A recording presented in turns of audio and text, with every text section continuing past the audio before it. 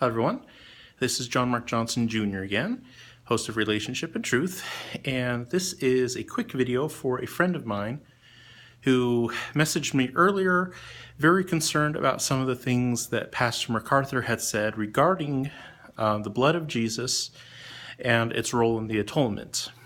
And he sent a little video clip of what Pastor MacArthur had to say defending himself, and of course Pastor MacArthur has spoken on this actually at length. There's full sermons that he's done on this.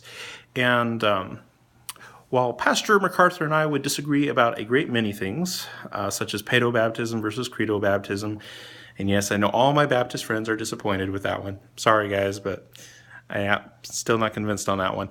And also we would disagree about eschatology. He's pre-mill, I'm post-mill.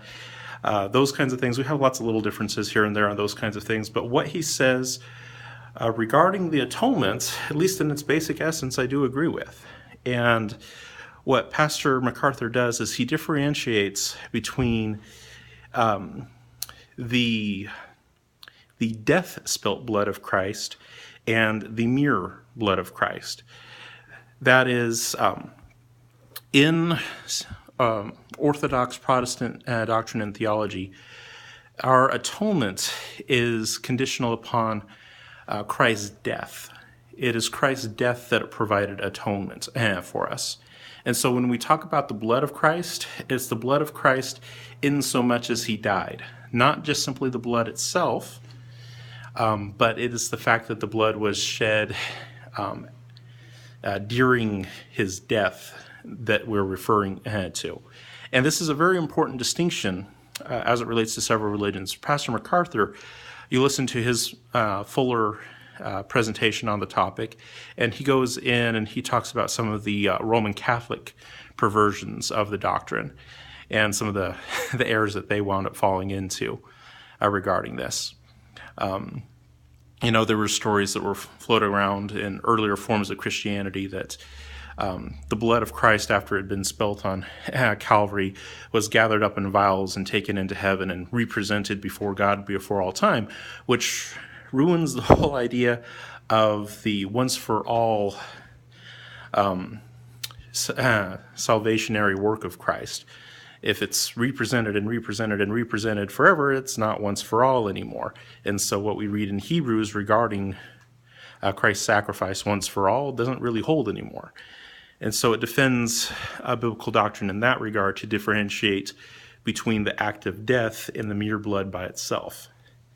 It's not like if Jesus, had been cut on earth, got a cut, and he started bleeding, that whatever he bled on would have been atoned for. He bled on the rock, and now the rock is atoned for any sins that it's committed. No, that's not exactly how it worked. It's the fact that the blood was shed in his sacrificial death that made all the difference. And now, from my side of it, I don't really deal with Roman Catholics super often. I deal with them from time to time, but not super often. I more often deal with Mormons, and Mormons emphasize the blood over the death pretty often. It's a pretty common error. They like to go to Luke, where it talks about Jesus praying in the Garden of Gethsemane and sweating blood and those kinds of things. And the way I usually go with that one, because that's where they believe that the atonement happened, it happened in the Garden of Gethsemane and on the cross, which is heretical from standard Protestant orthodoxy. It was the death of Christ that atoned for sin, not just simply the intercession of Christ that atoned for sin. Now, there was an intercession that happened prior to Jesus' death, and that is important to recognize. But the intercession without the death is absolutely meaningless. Jesus died as a sacrifice. It was a substitutionary atonement. And so it can't simply praying for someone is not going to cut it. And, praying, sincerely such that you sweat drops of blood is not going to cut it either. But it actually turns out that is a very textually dubious passage, and so that's the way I usually go with it. You're basing your entire doctrine here on what is actually a textual variant. Probably not the best thing to do. But one thing that has been commonly recognized is that when the New Testament authors talk about, we're bought by the blood and those kinds of things, is that those kinds of usages are kind of euphemisms for death. The New Testament authors didn't really like to talk about death directly all that much, especially when it dealt with people that they cared about. For example, in the stoning of Stephen, you get to the end of the passage that talks about that, and instead of saying, Stephen keeled over and died, it says he fell asleep.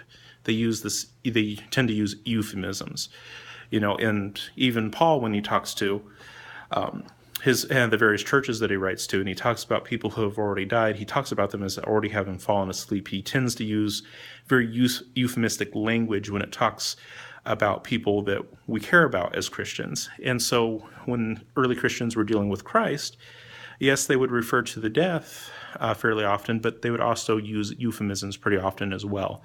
And talking about the spilt blood of Christ was one of those euphemisms, rather than saying directly that he died. It was just the language of the time, and most people who were into the text and those kinds of things understand that was a very common euphemism in the New Testament text. So that is actually standard doctrine. I probably would not have said it quite like Pastor MacArthur did. I like to talk about the death spilt blood of Christ versus differentiating solely between the death of Christ and the blood of Christ. But still, it essentially comes out in the same place. Anyways, I hope that clears things up. Pastor MacArthur, even though it might sound a little jarring at first hand, he's recognizing something that lexicographers have recognized for a long time regarding New Testament usage of those kinds of terms, and also recognizing a very important doctrine, that it's not simply the blood of Christ that saves, it is the death of Christ that saves. And that death was, of course, accompanied by bloodshed. Okay, it's not a part of it, but it's still the death that saves. And because of that, we talk about the death spilt blood, not merely blood. Anyways, I hope that helps. Thanks for your time and attention, guys. Go with God and be blessed.